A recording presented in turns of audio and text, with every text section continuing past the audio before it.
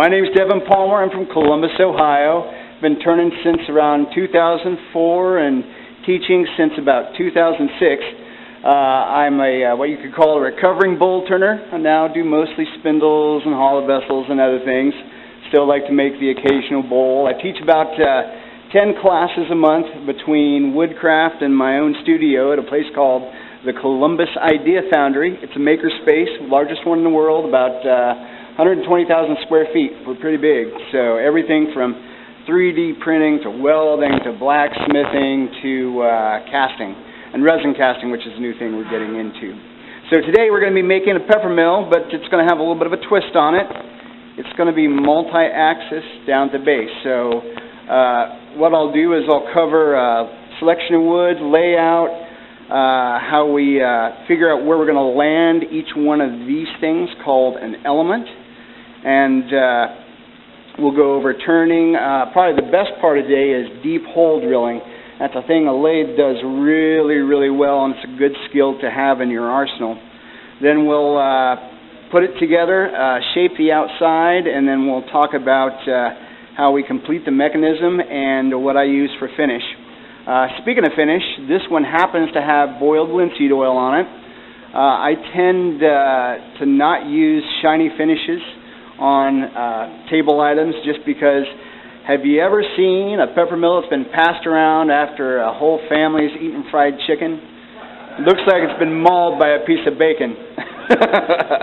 So normally at least 3 coats of finish. One of the things I like best about this project is the layout.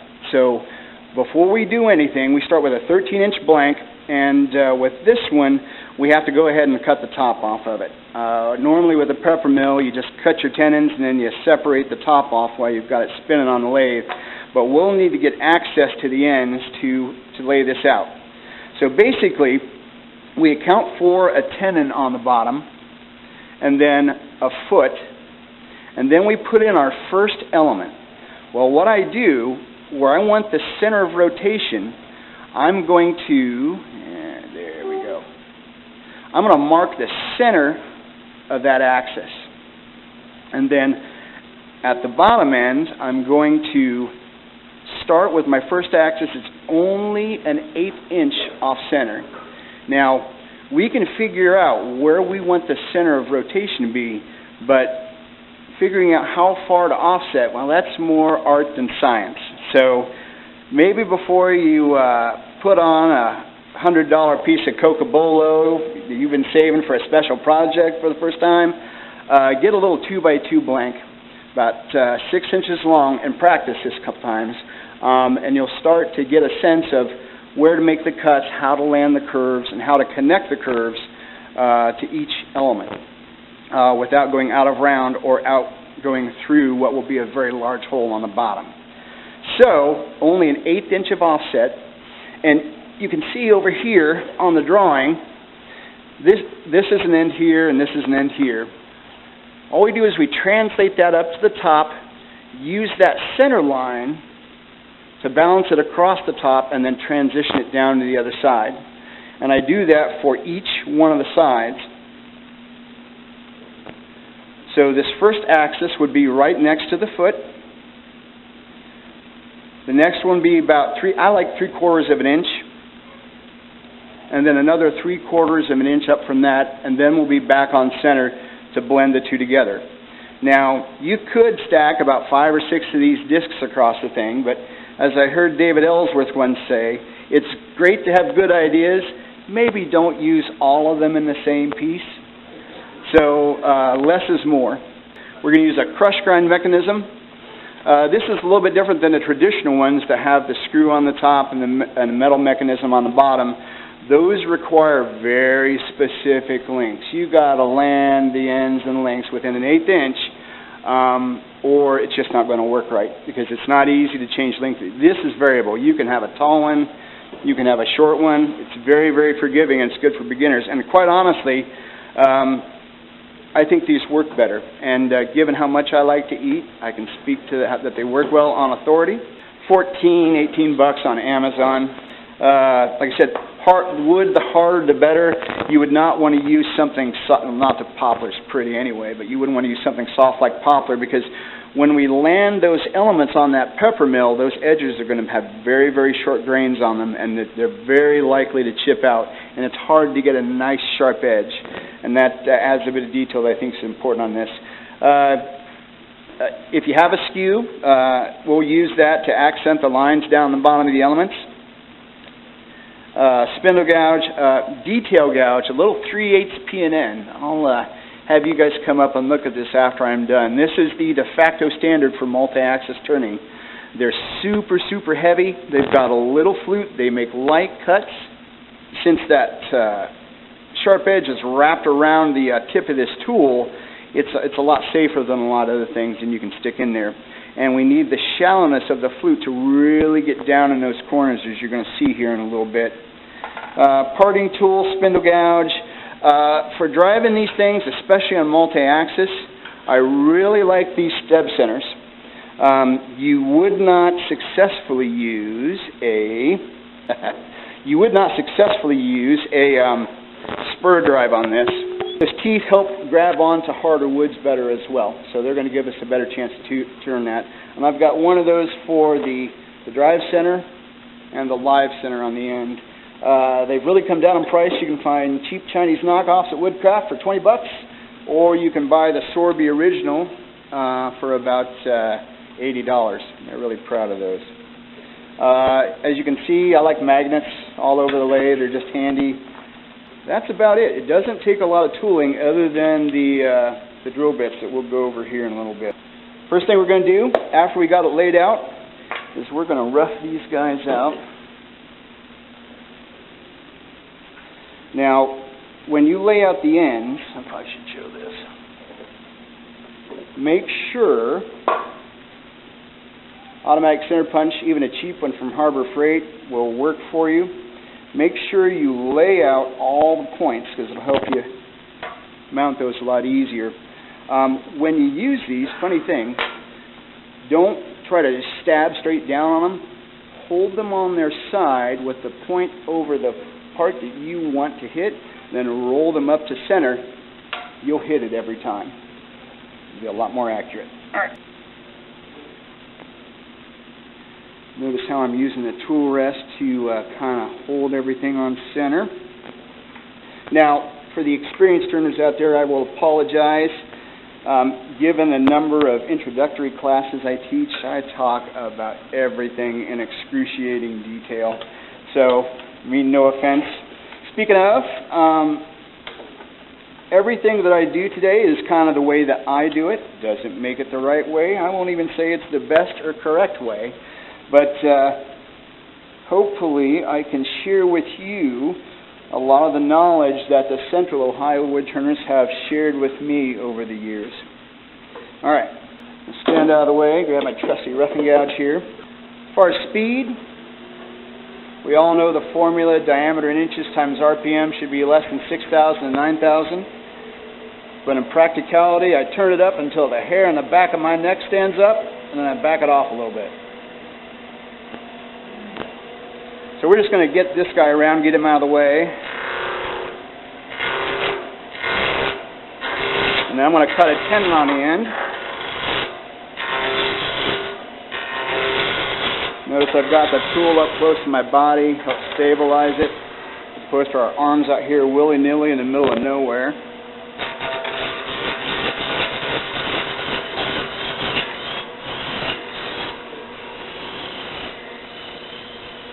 Alright, finishing cut. I'm going to trick this wood into thinking that this 40-degree tool is 30 degrees. If you've ever walked up a hill sideways, you know it's not quite as steep. You just got to walk farther. Well, that's the way that slicing cut works. I'm just going to waste a little bit of wood. I use the same grind that Alan Lacer does. No wood turner's grind. It's got a little flat here on the end. Should look like a parting tool, right? Just a convenient way to waste wood. And get down to my diameter. And then I'm going to show you one of my favorite tools. Learned this from Jimmy Clues. This is a parting tool that's ground and angle. It's a dovetail cutting tool. So it'll cut one to the right, one to the left, inside, outside. It'll cut all of them. And it's easier to sharpen than those crazy flat dovetail looking things that are just impossible to deal with. So I'm going to have it just 5 degrees off of center, so I'm undercutting this edge. We'll talk a little bit more about the importance of tenons, and especially this face. The tenon is only there to hold this face against that flat face of the chuck jaws. The wider this is and the flatter this is, the stronger our hold and the more true it's going to run. That tenon is only there to hold those two pieces together. That's our shoulder, that's our alignment, and that's our drive. Now we're going to turn the body on its main axis. So we're going to turn off all these lines. That's why we had to cut off the top and get rid of that first. Now when I first turn this on, I probably ought not to be standing right here like this.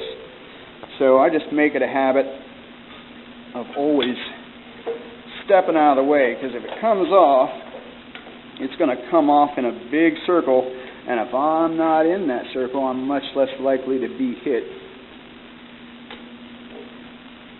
And of course we'll set our height with our tool. We want the center of that flute running to the center of the spindle or a little bit above. And I've got my tool rest a little bit on the end, so as I come off in this roughing cut, that tool has a place to go. That's centered-ish. If not, it will be when I get done.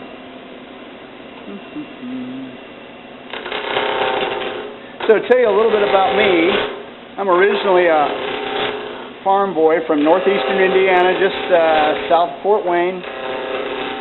600 acres of corn, soybean, wheat, 12,000 chickens, and about 1,000 head of hogs. Come here via way of West Lafayette, Purdue University. I'm actually a licensed airplane mechanic. That was my original career. Only problem is, as an airplane mechanic working on big iron like 757s and the like, there's about 4 or 5 places in the United States that you can live. Well, I don't want to live in any of those places. So my minor was computer technology, so I hopped over into IT with Y2K and never looked back. So that led me to Columbus, given its great tech market down there. And that's also part of what got me into wood turning. I went home one weekend, and Dad was a cabinet maker in the off-season when he wasn't farming. So he was learning turning, and I learned with him, and we spent many, many years learning how to turn together. And you'll hear me tell stories about my dad today, especially when he's not here. He's my good, bad example.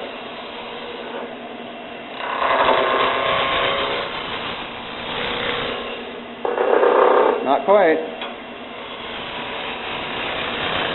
Using that flat here to get this flat, nice flat and round. A little bit of a back cut.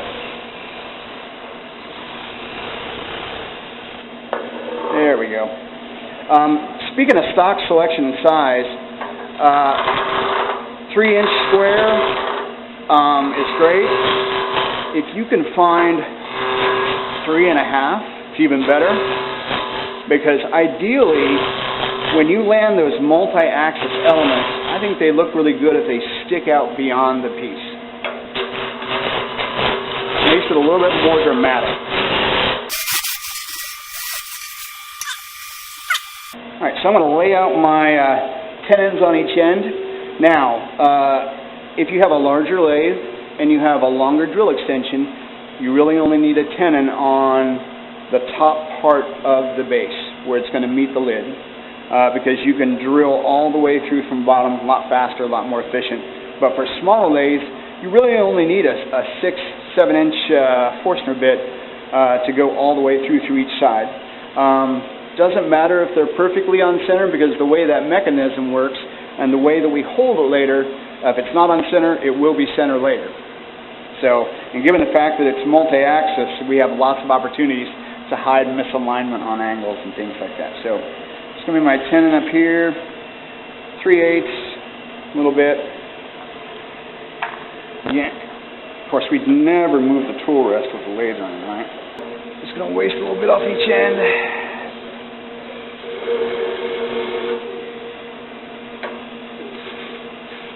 Now, one of the big things that I'm real picky about, especially with people starting out, is hand position. If I see somebody struggling, most likely it's because their hand is in the wrong place.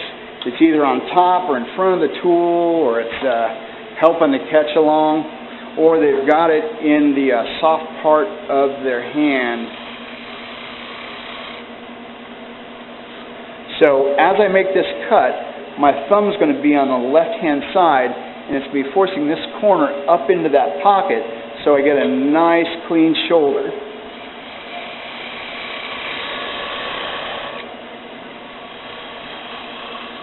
Speaking of, these Carter detail gouges are pretty sweet, because the two things you want on a detail gouge are length and heft, because it makes it more stable. So I'm going to cut the dovetails. Again, I'm going to have that long point towards the center. I'm going to have it just tilted out a little bit. I would cut it with this tool, but what tends to happen, this corner runs into that edge, and then it's a really nasty catch. Ask me how I know.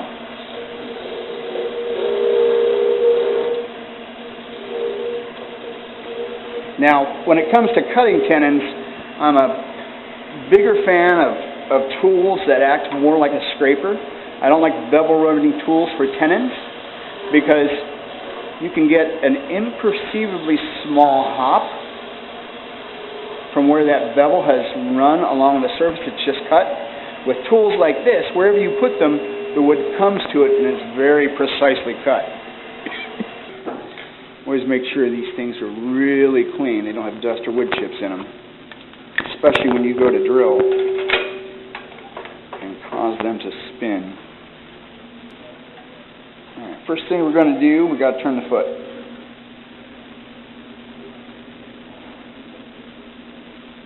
So what I'm going to do is I'm going to roll 2 half beads down into this corner right here.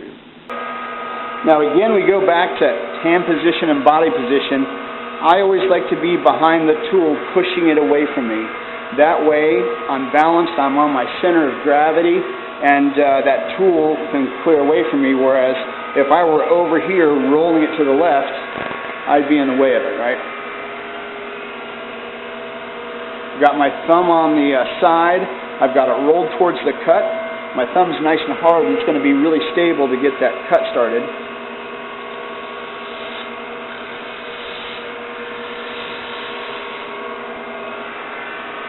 Switch hands. Working off the end of the tool rest. Probably not the best idea, but, you know.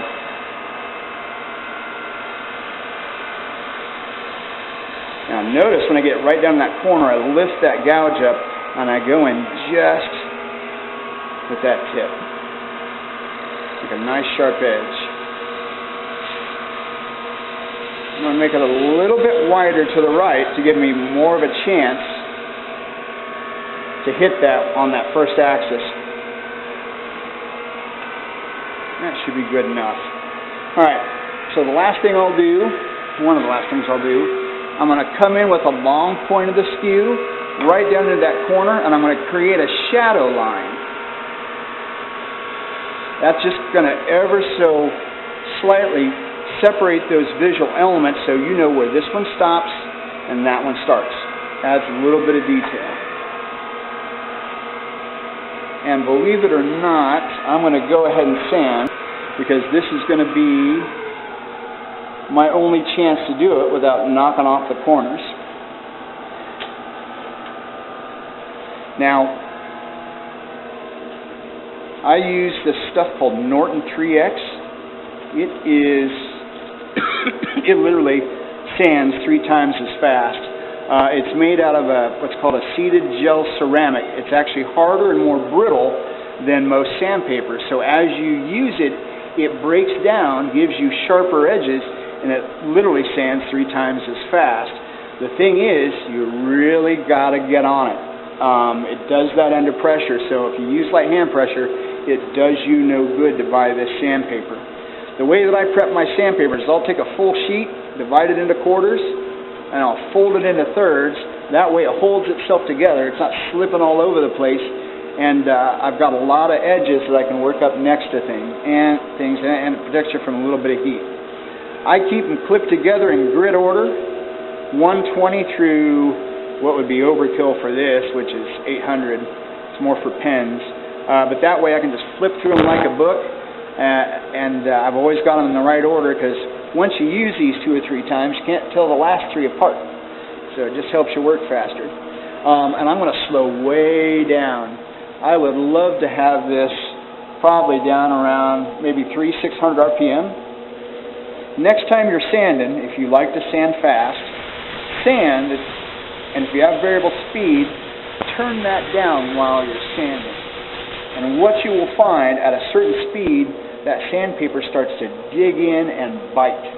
If you're turning too fast, it just sits on top and skates across like skis. And all it does is get the piece hot and work hard in it. You can see how fast that, or how much that sawdust flies off of there. Speaking of, there's 2 kinds of people, those who are allergic to sawdust and those who will be. Save yourself a little bit of distress, because it's really the small stuff that you can't see that's the most dangerous. It goes deep into your lungs, and your lungs don't do a very good job of getting rid of that. And long enough, and it will cause things like COPD and some really nasty things. Like, for example, I can't turn walnut anymore. In fact, I can't even get the sap on me, or I'll boil up with contact dermatitis like poison ivy. Nasty stuff. Alright, let's go back. Now we're ready for Axis 1.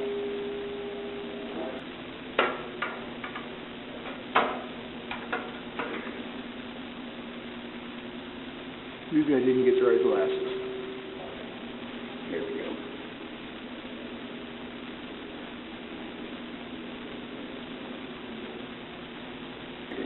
Yeah, see how the teeth stick off the end? You can do it with a cup center on the live end, but these work much better. And if I did that right, what we should see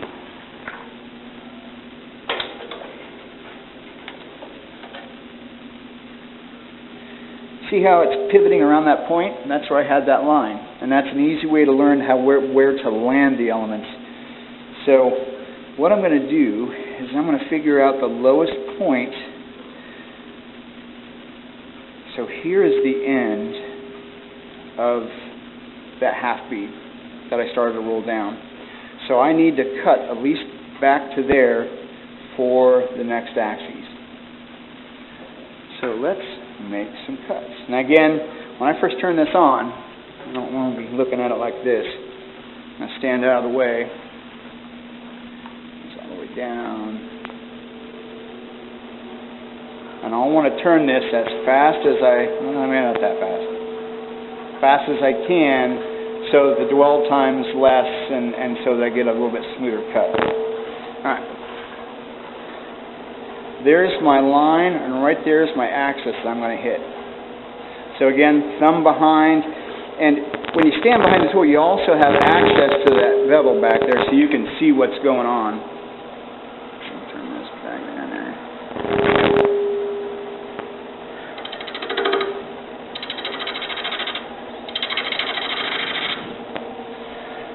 A lot of alternating of hands.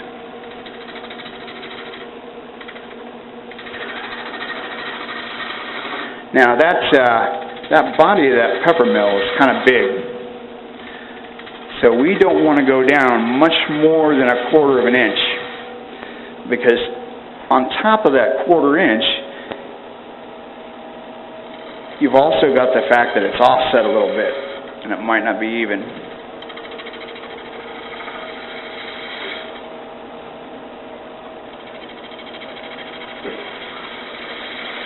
Again, when I roll down into that corner, I'm raising that tool handle so I go in just with that tip, so I get a nice sharp edge and then add a bit of detail.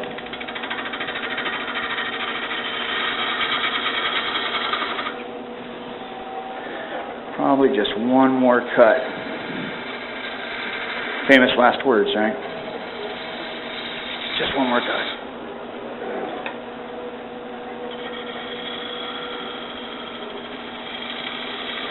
Now the trick in getting down that corner, you can't let the bottom wing hit the opposite side because it'll bruise the fibers. And that's super hard to sand out. You're going to ask me how I know. You get that a little bit farther.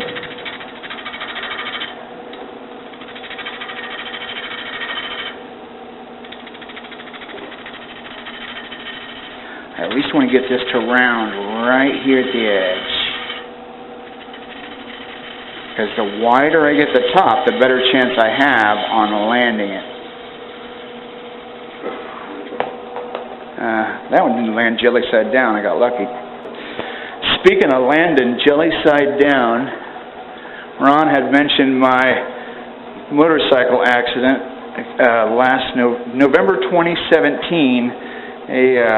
A driver decided I needed to be a one-time stuntman, and they sent me over the hood of their car at about 40 miles an hour on my brand new BMW 1200 RS. I had picked it up 3 months before. It was just broken in. Now 6,000 miles on a BMW is just broken in. But it was pretty bad. Died twice on the operating table, and the surgeon said that was one of the worst cases he had seen in 25 years that actually lived. Came home about a year ago, was wheelchair bound, and here I am. Thankful to be here. All I can say is, if you have a motorcycle, please wear a helmet. All right, so what I want to do is I'm going to sharpen that element all the way down that corner again with a skew. Got to land it kind of close. Now, as you go down into this corner, resist the urge to push. If you push too hard, you're going to bruise the fibers on either side, and that's super hard to sand. Boom. All right. So now we're on to axis 2. 2 is a little bit farther. Now, as we work up the piece, if you could visualize a relationship from that center to the edge on one of these ends, if I'm a third of the way up, I'm going to be, it's going to be a 1 to 3 relationship on that length of the offset. And that's kind of what we see through that. There we go. So now I'm going to mark the end of this one. This is the tricky part. I've got to be able to land this cut over here and not hit over here. That's going to be pretty close. I probably should have went a little bit farther, but you know what? It's a demo piece. It'll be all right. So I need to mark the end of, so right here's the corner I have to cut back to. Right there. I have to cut back to there in order to get rid of that flat spot on this side. So I should be able to see that as I'm turning. Make sure everything's good and tight. I'll probably get a little bit closer.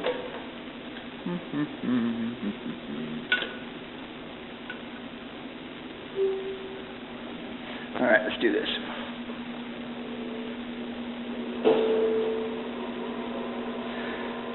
All right, remember me mentioning that it was more art than science? Right there's the part where it's rotating around. I don't want it there. I want it back here. And that probably explains why I had a hard time hitting my elements. So let's adjust that.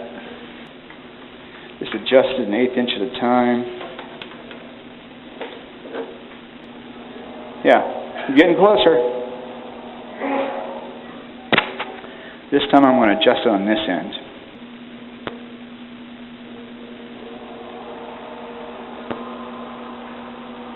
And then I'll adjust it one last time. So, as far as being out of balance, this is actually dynamically balanced since it's the same amount of mass and it's rotating around a center. So we can go a little bit faster. And I don't know if you can see through this ghost image, but right there was my end. And now it has moved a little bit. Make sure I'm still in line. Yeah, that'll work.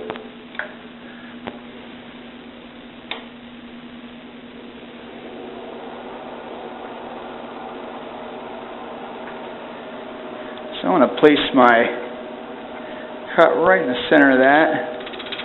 A little faster. Yeah, there we go.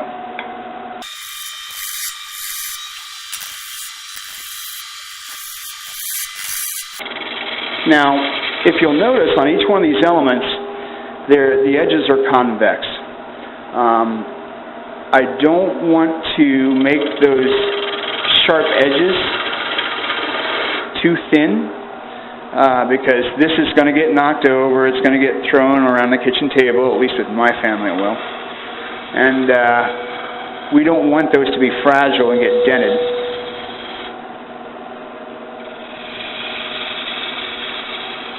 So just like a broadsword is concave in its profile, I make these concave so that they're a little bit less fragile. Just picking up that line, finding that bevel from that last cut.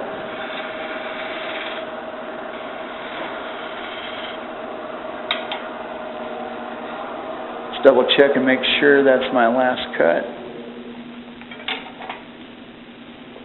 Yeah, I just picked it up right over at that edge. So that 1/8 inch offset was this first axis. And that was just enough to kick this to the side so that I could get this all the way to that edge. I could have gone more, but it might have forced this off the side.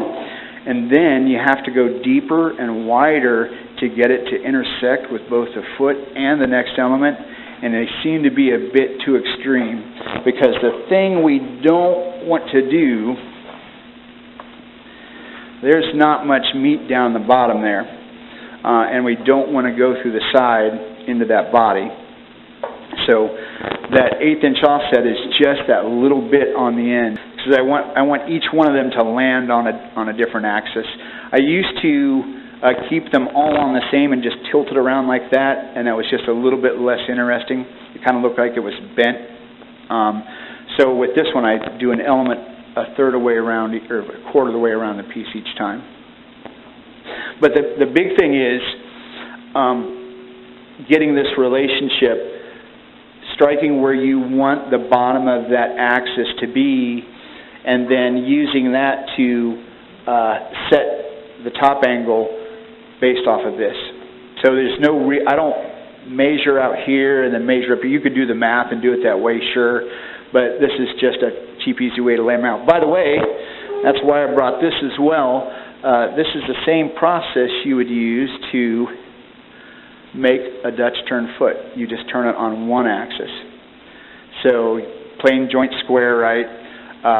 Create a cylinder and get your pommel just right, and then you knock it off onto the second axis, and then you turn this taper until it's smooth and turn a cove into the foot. Put it back on the main axis, roll a bead, and then turn off the second axis. I left a little bit of it here so you can just see it, but that's actually where I got the idea for this, was in learning how to make a coffee table. You adjust the farthest end out to move it away. So I've moved this up to move it back to this end. Let's say it was held down here. And that's part of the art part of it. So that's part of the practice of it all, and starting off with little pieces of wood, because it takes a minute to learn where to land these things. And the most common mistake I see people make is offsetting it too far, too extreme. It really is an exercise of restraint. All right, so we're ready for axis 3. If I can see it on this end here, that's 1, that's 2, that's 3. So 3 is about 1/4 inch out. And it's actually, it's actually fairly close on this end, right? It's about maybe 3/8 again, because I'm about, 1/3 of the way up the piece, and that's where I want the axis of rotation. So I can see the farthest back that this element goes is right about there. So I have to cut back at least that far with that bead, half bead rolling down to the right in order to intersect this edge.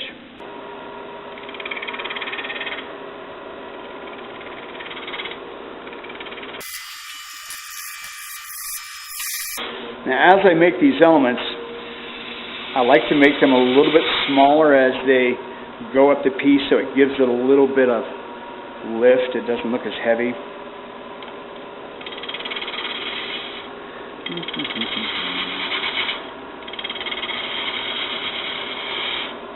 Notice I've got my hand all the way here at the end of this handle. It gives me a lot of fine detail control, and I'm not choked up on it.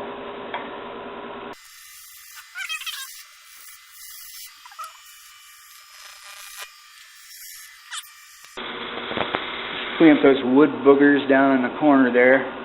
That's a technical term.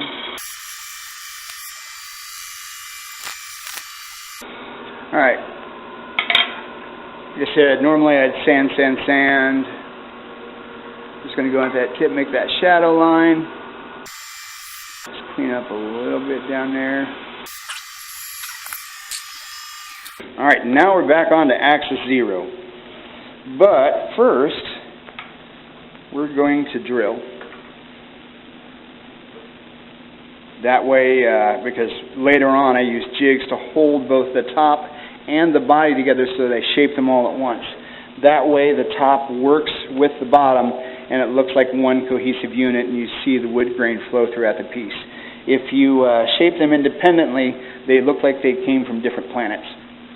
So when we go to drill,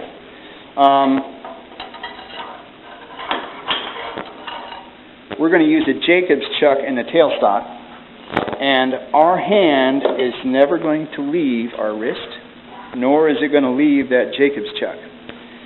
So, tell the story of my dad when we first started to turn. He had a little Jet 1236, and had just tore down the old house and put the picture glass window from the front room right there on the side of his wood shop with his lathe in front of it. So as he was turning, he could look out across the pond and look over all that he owned and surveyed, right?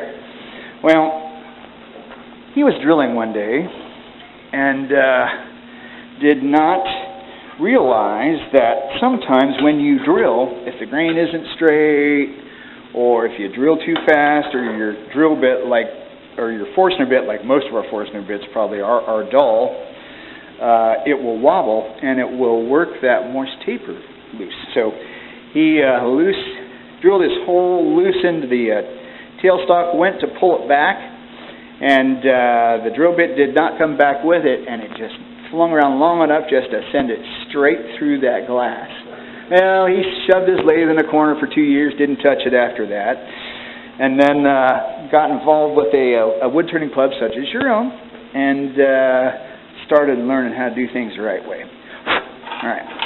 So, have you ever seen those little nylon washers that come with some chucks or lathes?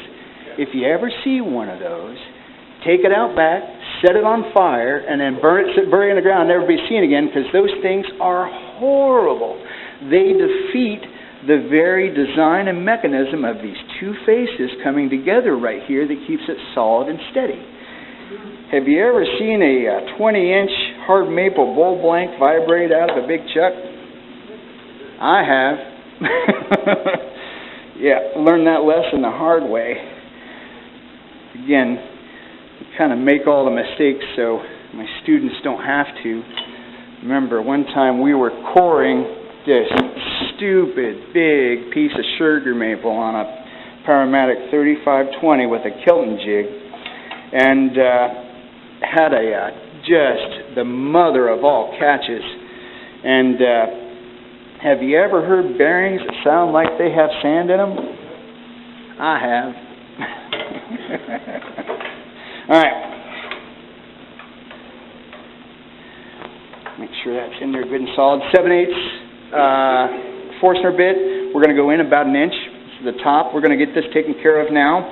But I guarantee you that bottom isn't flat, because they never are.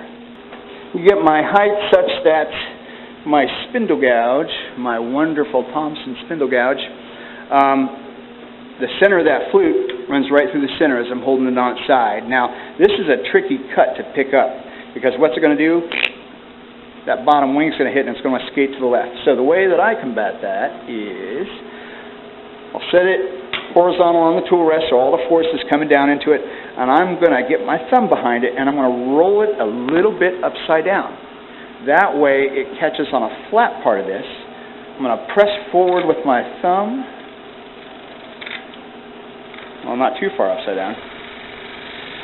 Press forward with my thumb, then open that up, drop that wing in. Get my hand back. A little bit of an aggressive cut. There we go.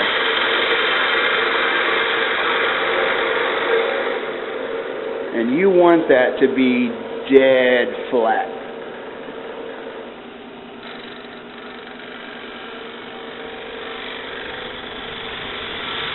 Again, standing behind the tool so I've got a good vantage point onto where flat is. Good enough. Now, we're going to sand that and finish that, because this is going to be one of our last held on the lathe. One of a real trick to get an end grain cleaned up is to use a negative rake scraper. Now, that's a scraper that the nose dropped down a little bit so it prevents that burr, and what it does is it pushes the material onto itself, and it has less of a chance to tear it out and pull it out like doll hair. So what I'm going to do, I can actually use this spindle gouge like a negative rake scraper. I'm going to have it rolled over to where this is kind of trailing down like that, and I'm just going to brush with that long edge of that bottom wing right there. There we go. So that it shears across there, and I'm going to have the handle down and the tool rest a little bit low. About like that. And I should see these thin little wispy shavings, just like that. Whatever you do, do not rotate this up like this. That is instant catch, and that's nasty. So I'm just going to clean that up a little bit. That nice long flat meets that flat really well. So I'll sand this up in less than a minute. It won't take long. Now, notice how this is getting darker. That darkness is the absence of sanding scratches. And I'm not going to worry about the center, because it's going to get drilled out and it's going to get covered a little bit. And I'm also wiping off the dust of the grit before it, because it will contain more sandpaper, or more grit that will dull the next grit of sandpaper, so you can actually sandpaper faster by wiping it off. I'm not going to worry about that, and I'm not going to worry about that, because that'll get drilled out and or hidden. Otherwise, I would normally take care of that. For me, learning how to sand is learning how to see, because those faint little lines, if you aren't able to spot them and get them taken care of early on, you'll go to wipe finish on it, and then it's already there, and it's just too late. And then you've got what I call the boss you don't like gift. You've got to get them something. You're not going to give him his best thing. All right, let's drill this puppy. Now, we don't want this wrapped up running 5,000 RPM with this Forstner bit, especially with the larger ones. I don't know if any of you saw me earlier. I got out my super long extension with the Jacobs chuck, put that step center and center, and I lined those up. I wanted to check alignment because if it's off very much on like some less expensive lathes, it'll start to walk and wobble. And I noticed on this one, it was only off by about a 1/16 across a foot, which is really good. But it was better when I canted it that way and locked it down. I want to roll this back till it just seats, and then when I get it close, shove that side and lock it in. And I'm going to measure exactly 1.5 inches, which is right there.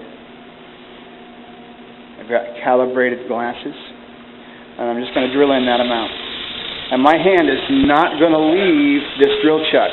It's going to keep it from spinning. And I'm going to go in just until that magnet lines up at the top. I'm going to take the pressure off, and then I'm going to pull back with this hand. That way I'm guaranteed to get this to come out. Now, on longer holes, I'll go in about maybe 6 or 8 turns, and I'll come out to clear the chips. But I'll only start counting when I see chips stopping coming out, because I know they're packing inside there.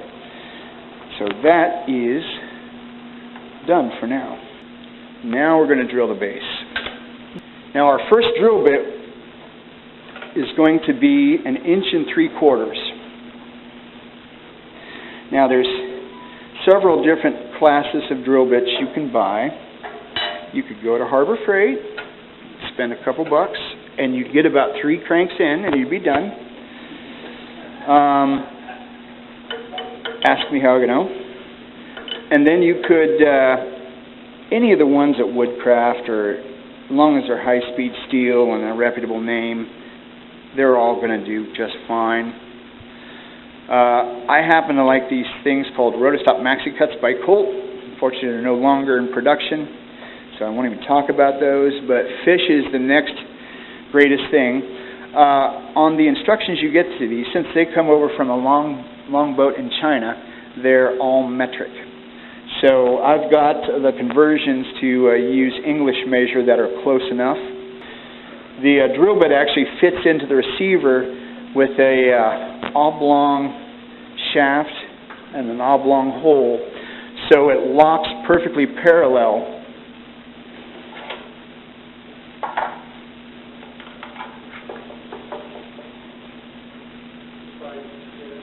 Inch and 3/4, and that will accept the body.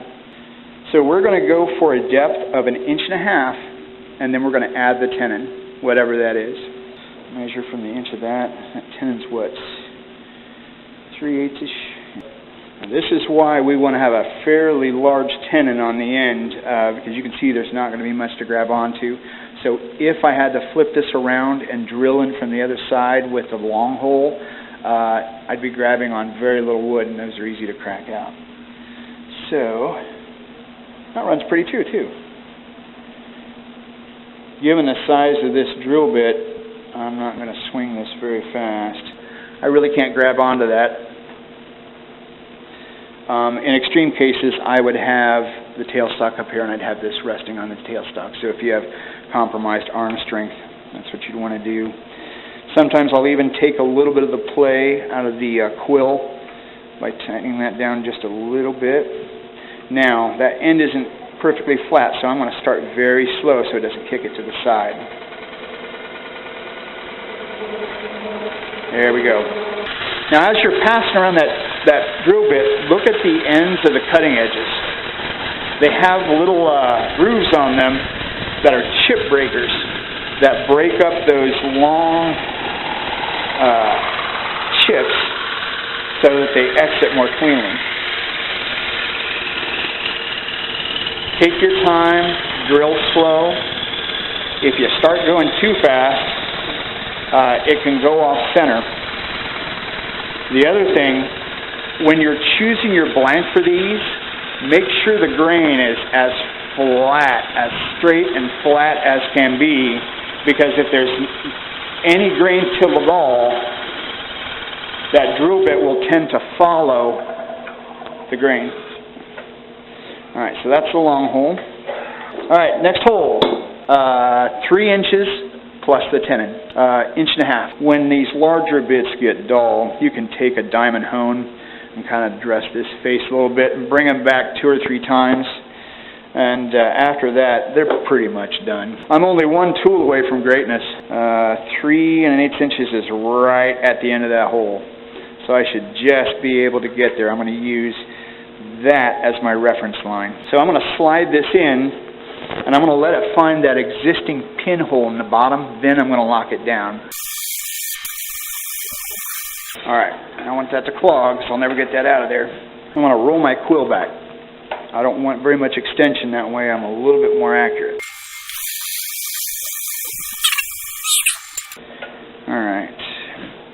Now for the long hole. Alright, now before I get this started, let's say my drill bit has seen better days, and I think this one has seen better days. I'm going to bring my tool rest up, and I'm just going to barely touch that. There might be a hair between there and that long shaft. If it's dull on one side, or let's say your grain isn't straight, it's going to start to walk, and this will at least help keep holding on center and give it a better fighting chance until you get down into here, and then it doesn't matter. Even if it comes out this end an 1/8 inch off, it doesn't matter. This is multi-axis, right? It will later be the center when we put it together and we hold it all together like that. So we aren't too awfully worried about that. So hand on the Jacob's chuck, and let's go. See how it's starting to walk? Let's drill too fast. The old one, I don't know the brand of that, but I prefer it. It's much stronger, even though the threads eventually did strip out in the end, the holes to Forstner bit. These are a little bit thin. I'm not too much of a fan of that, but we'll see how we get along. This is 1 inch. Oh, which brings up a good point. So you have a couple of options when you drill this hole. So later on, I'm going to hold this between centers, and I've got a little taper that will go into the end because I need to clean up that face because it won't be flat nor straight. And the taper of this tends to widen that out a little bit. Well, the instructions call for 1 1/16 inches. And I think that's a little sloppy. I don't like that. And so if you go with 1 inch and one of these, by the time it wallers that hole out a little bit, man, you probably feel it as it's passing around. It's just right, about the soft spot. And if you need to widen a little bit of 120 grit gouge will get you there. Roll this to the high spot. Right there. This comes from years of 11 p.m. turning, and you got to get it done. And that drill bit, well, hopefully it'll drill just one more peppermill. All right. Let's see how we do. So I'm going to drill too fast, and you're really going to see this thing start to walk. So if that starts to happen, just slow down, and I should be able to bring this back on the center. It might take 4 or 5 revolutions, but it'll get there. So it's getting a little bit better. The reason that works is we're taking a lighter cut. It's less of a chip, so that drill bit doesn't have to work as hard to cut. So I've gone several revolutions. Loosen this up, and again, I'm going to pull it out with this left hand. I can only come out so far. Another 6 turns. Now, if you do not have access to drill bits, maybe that's just a little bit farther than you want to go. Woodcraft sells these great pre-drilled standard peppermill kits by Cormark. And they're drilled to the right length. They take all the really hard guesswork out of it. And then all you would need are some of the jigs and fixtures I'm going to show you. And it basically turns that peppermill into a big pen blank, which makes it very accessible. You all see the water, the steam on this? wood that's more than 3 inches in any direction is never going to be dry in the center. They just have to hammer on it. They'll get it low, but they will never get it dry. I think we're going to dispense with the tool rest. I can get about probably 20 or 30 peppermills out of a Forstner bit before it's just totally trashed.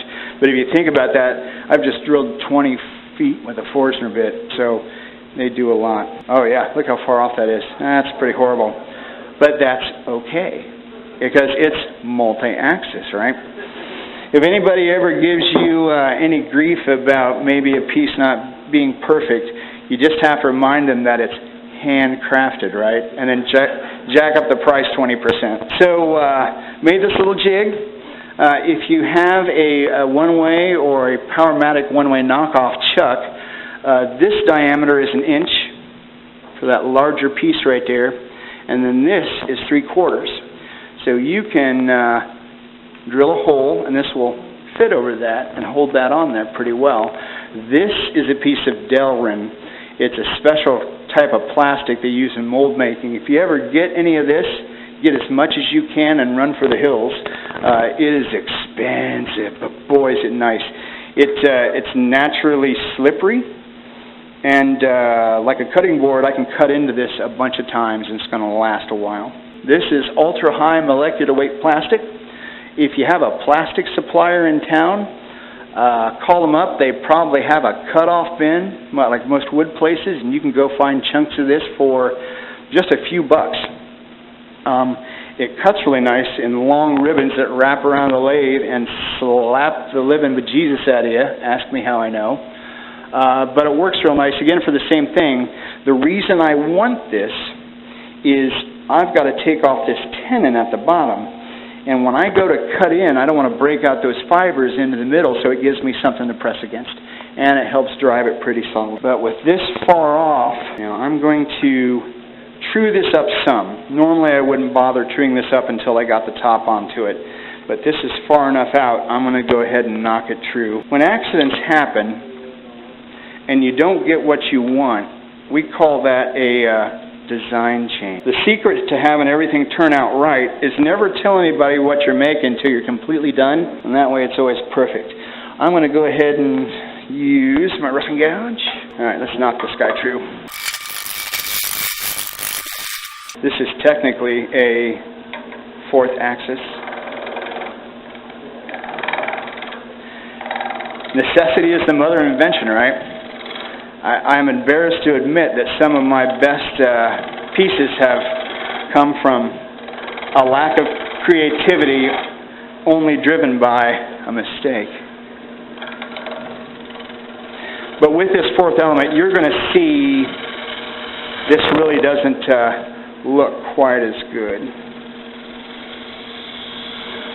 We won't bother doing much more detail than that. I'm just going to work on getting that end trued up. That hole will widen out and loosen up a little bit, so watch out for that.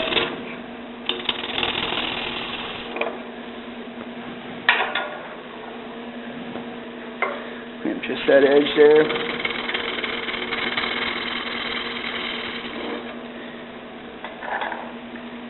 And then we'll true up this face. And I'm just going to cut right down into that. Now it will loosen up when you do that, and that's all right. Now let's put this mess together. Use the next to the last jig.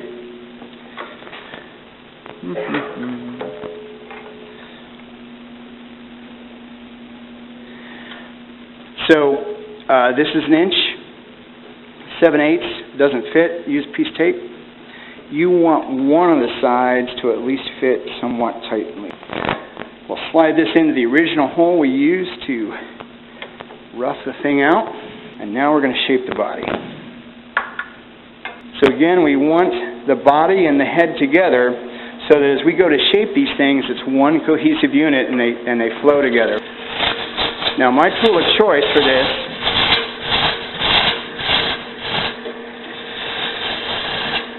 is a roughing gouge, because it's got this nice wide bevel and it's really good for making long tapers.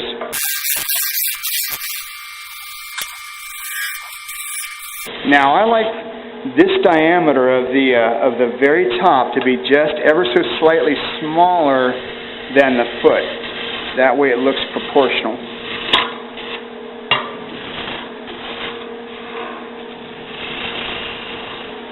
So one of the techniques I use to do long, smooth cuts, I use the same thing on bowls as well. I know I'm going to end this cut over here, so I'm going to plant my right foot and get comfortable in a wide stance. Then I'm going to reach over here to where I'm going to start my cut and then plant my left foot. Then it's just a transition of weight from one foot onto the other. Working back to my high spot. Get that curve just right. I like for the smallest diameter to be right about here because that's where you're going to grab it. And I like to get my hands almost all the way around it. You know, as much as we are wood turners, we are also object designers. So we have to think of things like use and usability and what's going to feel good in somebody's hand. Alright, almost done. Now, that seam there is a problem. Not real attractive, and it just kind of there. So, anytime that I have a problem, I try to hide it in plain sight. So what I'm going to do, I really don't like that shape. I'm going to accent that seam to make it look like it has intention, like I mean it to be there with skew. So I'm going to just make a couple V cuts on either side of that. Yeah, that's going to do two things. Number one, it looks like it should be there, right? It doesn't look like I'm trying to hide anything or that I forgot it or it just happens to be there. Two, if that hole is not perfectly centered, or if there is a problem with it's loose, that seam is going to give me a little bit of wiggle room so that it doesn't have to line up perfectly. So it's a little bit of a cheat. It also breaks up this long line into two. Cut this last little bit. Finish off the top. Again, hand roll behind the tool, thumb behind it. And I'll roll it a little bit upside down, start these curves. I got to remember there's a hole in the top of that, so I got to cut that off. And I'm going to leave that there. Now, this is going to get knocked over. That end's going to get dented if I just leave it sharp and square like that, so I'm going to add a little detail of a little chamfer on that edge. Maybe a little bit flatter. Now, your eye is going to connect those two lines anyway, so it adds a bit of detail and it doesn't hurt anything. Alright, and for the last part of this, oh look, that's on center now. I know, right? The magic of wood turning. What happens in the studio stays in the studio. Then the last fixture I have is this little guy. You can imagine what he does. He's for taking the belly button off the end of the top. Just one last little thing. Let's say I had to fit this. See that shiny part? That's where I would need to cut down to. If you guys ever do need to fit something, the way I like to do it is I put a chamfer on, and then if it fits somewhere in that chamfer, you burn a line, and you just cut that line, and then you can get your size pretty quickly. This is also not running exactly true. This has not been in a chuck before. Where my number one jaws are, or the number one jaw is, I tend to make a line with a Sharpie, and then the first time I put this in, I'll line that up, because I want to drop it in every time so that it matches, because I can hit that on that round and you'll never see it. I'll just let the tool move a little bit with it, and it will be fine. And if you look at that, that's still pretty in plain anyway. I just can't cut out here anywhere.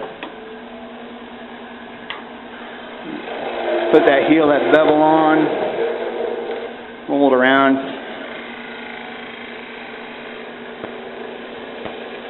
You could leave a little detail on the top there, roll that in like it looks like you meant to, but I'm not going to do that. Now, resist the urge to push that gouge across there, because you're going to break that off and twist a hole in the top. Again, ask me how I know. And of course, I would sand. I would go ahead and finish this without the mechanism in it. Oh, and of course, I forgot to cut off the tenon. I would have done that when I was in that jam chuck before, but I'm not going to take the time to do that. You guys can figure that out. And the instructions call for a little recessed hole right at the end of the other step, that 1.5 inch drill bit all the way at the top. That's an impossible cut to make because you're going to be grabbing onto it way down here if you're making a long one, and that's a lot of leverage. I generally will not hold or touch anything that is more than two or three times the diameter. So 3 inch, I wouldn't go beyond 9. So what I do is I break off those two little pawls that fit up into that notch, and I just glue the body in there with 2-part epoxy. That aluminum rod should stick up just far enough to receive the other little plastic piece that you just press into here. And if you need to, you just cut that off to length so it doesn't hit the top of here. And that is how you would make a multi-axis peppermill.